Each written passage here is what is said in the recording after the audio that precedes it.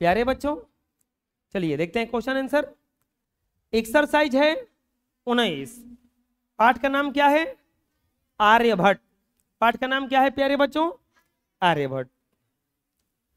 शब्दार्थ देखते हैं इसका। अनुपम मतलब होता है सुंदर या बेहतरीन। अनुपम मतलब क्या होता है? सुंदर या बेहतरीन। अंतरिक्ष का मतलब होता है आकाश। नक्षत्र का मतलब होता है तारा। मिति का मतलब होता है माप। उपग्रह मतलब होता है बड़े ग्रहों की परिक्रमा करने वाले आकाशीय पिंड। जिज्ञासा मतलब जानने की इच्छा। सतत मतलब लगातार। अपूर्व मतलब जिसके जैसा पहले न हुआ हो। व्यास का मतलब वृत्त के केंद्र से होकर परिधि के दोनों छोरों तक के बीच की दूरी। जैसे कि एक ऐसा वृत्त हो तो यहां से यहां तक हो करके जो दूरी निकालेंगे इसी को क्या कहा जाता है? व्यास। अगर ये केंद्र से होकर जाता हो तब। लिख लीजिए। नेक्स्ट, निम्नलिखित वाक्यों में सही और गलत वाक्य के आगे सही गलत का निशान लगाइए प्यारे बच्चों। चलिए बताइए। आर्यभट्ट एक प्रसिद्ध किसान थे। वो तो वैज्ञानिक थे। वे पाटलिपुत्र के रहने वाले थे। पटना के रहने वाले थे? नहीं, पटना के नहीं थे, पट्टे पढ़ने आए थे। आर्यभट्ट भारत के पहले व्यक्ति थे जिन्होंने कहा था कि पृथ्वी अपनी धुरी पर चक्कर लगाती है। यह सही बात है। चांद के प्रकट होने तथा पूरा गायब होने के मध्य एक निश्चित अवधि होती है। बिल्कुल सही बात है। वो धीरे धीरे धीरे धीरे गायब हो जाता है, फिर धीरे धीरे धीरे धीरे वो आ जाता है। लिख लीजिए। नेक्स्ट, आर्यभट्ट ने कौन कौन सी खोज की? देखो 10 को खोज लिखा हुआ है। सबसे पहला खोज, पृथ्वी गोल है, किसने बताया? आर्यभट्ट ने। पृथ्वी अपने अक्ष पर घूमती है, किसने बताया? आर्यभट्ट ने। सूर्य स्थिर है, किसने बताया? आर्यभट्ट ने। राशियां 12 है। राशियां कितनी है? 12 है। ये किसने बताया? आर्यभट्ट ने। चंद्रमा की छाया, पृथ्वी की छाया चंद्रमा पर पड़ने पर चंद्र ग्रहण होता है, किसने बताया? आर्यभट्ट ने। चंद्रमा के लोप होने की अवधि होती है, सही बात है। रवि मार्ग पर सभी नक्षत्र भ्रमण करते हैं। वृत्त की परिधि जानने का तरीका है। शून्य की उपयोगिता को प्रतिपादित किया। ज्यामिति से संबंध त्रिकोण तथा कोण की सममिति की नई पद्धति का खोज किया। यह सब खोज किसने किया था? आर्यभट्ट ने। लिख लीजिए। नेक्स्ट, अंधविश्वास से आप क्या समझते हैं? अंधविश्वास उसको कहा जाता है जिस पर विश्वास जो तथ्यों पर आधारित नहीं होता है। जैसे आदमी कहता है कि मरने के बाद भूत चुड़ैल बन जाता है, यह तथ्य पर आधारित नहीं है, यह ऐसे ही कहा गया है। यह ऐसे ही इसलिए हम भी कहते हैं क्योंकि कहीं आदमी कोई देखा नहीं है आज तक भूत को, न किताबों में इसका प्रमाण मिलता है। रामायण पढ़ाया जाता है, महाभारत पढ़ाया जाता है, लेकिन कहीं भूत के बारे में कहानी नहीं पढ़ाया जाता है क्योंकि वो होता नहीं है।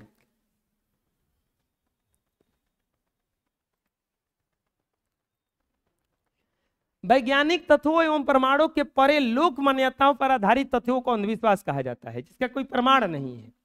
जैसे आर्यभट्ट की खोज से पहले मान्यता थी कि सूर्य चलता है, पृथ्वी अस्थिर है। धर्म ग्रंथ भी पृथ्वी को स्थिर मानते थे। इसी प्रकार सूर्य ग्रहण तथा चंद्र ग्रहण के संबंध में मान्यता थी कि सूर्य और चंद्रमा को राहु ग्रसित कर लेता है। लेकिन इस अंधविश्वास को आर्यभट्ट ने यह कहकर दूर कर दिया कि सूर्य और पृथ्वी के बीच आता है तो सूर्य ग्रहण, और सूर्य और चंद्रमा के बीच पृथ्वी आती है तो चंद्र ग्रहण होता है। वैसे वैज्ञानिक तत्वों से परे परंपरागत धारणाओं को मानना ही अंधविश्वास है। तो और अंधविश्वास सुनी सुनाई बातों पर आधारित होता है एवं इसका कोई तर्क नहीं होता है। यह ज्ञान के प्रकाश को रोकने का कार्य करता है जिसे त्यागना सर्वथा उचित है। कभी भी अंधविश्वास अगर आप में आ जाएगा, आप बड़ा काम कोई नहीं कर पाइएगा, हमेशा डरिएगा। तो अगर बड़ा काम करना चाहते हो तो अंधविश्वास क्या करना पड़ेगा? हटाना पड़ेगा। ये सब बात कुछ नहीं मानना है ना सुनना है। भैया जाओ, तुमको मानो तुम मानो, हमको मतलब कुछ नहीं है। लिख लो। निम्नलिखित प्रश्नों के उत्तर एक वाक्य में दीजिए। आर्यभट्ट का सूर्य ग्रहण एवं चंद्र ग्रहण के विषय में क्या मानना था? तो पृथ्वी की छाया जब चंद्रमा पर पड़ती है तो चंद्र ग्रहण होता है, और चंद्रमा की छाया जब पृथ्वी पर पड़ती है तो क्या होता है? सूर्य ग्रहण होता है। आर्यभट्टियम किन विषयों पर लिखा गया ग्रंथ है? आर्यभट्टियम गणित और ज्योतिष विषयों पर लिखा गया अमूल्य ग्रंथ है। लिख लीजिए। नेक्स्ट, रवि मार्ग किसे कहते हैं प्यारे बच्चों?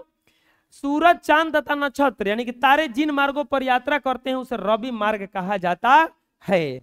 इसके बाद आर्यभट्ट ने, जब आर्यभट्टियम की रचना की तब उनकी उम्र कितनी थी? 23 साल के थे। तब कितने साल के थे? 23 साल के। लिख लीजिए। नेक्स्ट व्याकरण आता है इसमें। विज्ञान प्लस इक क्या बनता है? विज्ञानिक। ऐसे ही हमें इक जोड़ करके कुछ कुछ शब्दों का निर्माण करना है।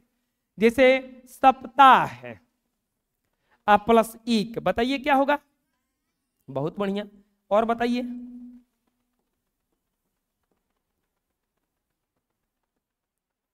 और बताइए।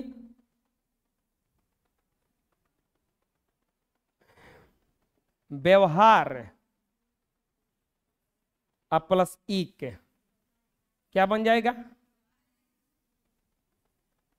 व्यवहारिक। और बताइए। परिवार प्लस इक, बताइए क्या बन जाएगा? पारिवारिक। और बनाइए। संसार प्लस इक, प्यारे बच्चों क्या बनेगा? संसारिक। चलिए लिख लीजिए। नेक्स्ट, निम्न शब्दों से वाक्य बनाइए। इन शब्दों से वाक्य बनाइए। चलिए उपग्रह, उपग्रह से वाक्य बनाइए। क्या बनेगा?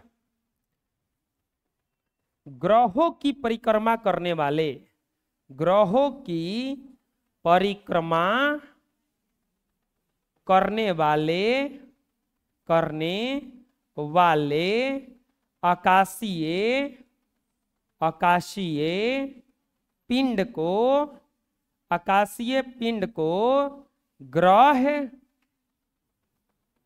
कहते हैं। ग्रहों की परिक्रमा करने वाले आकाशीय पिंड को, सॉरी उपग्रह ना, उपग्रह कहते हैं। उद्योग बताओ तो हो जाएगा मेरे पिता जी मिठाई का, मिठाई का उद्योग करते हैं। मेरे पिताजी मिठाई का उद्योग करते हैं। भौगोलिक, तो लिखो भौगोलिक, भौगोलिक दृष्टि से, दृष्टि से भारत का विश्व में, विश्व में 7वां स्थान है। नैतिक बताओ। नैतिक मतलब होता है सच्चाई पर रहना। तो नैतिक मूल्यों का, नैतिक मूल्यों का सम्मान, सम्मान सभी को करना चाहिए।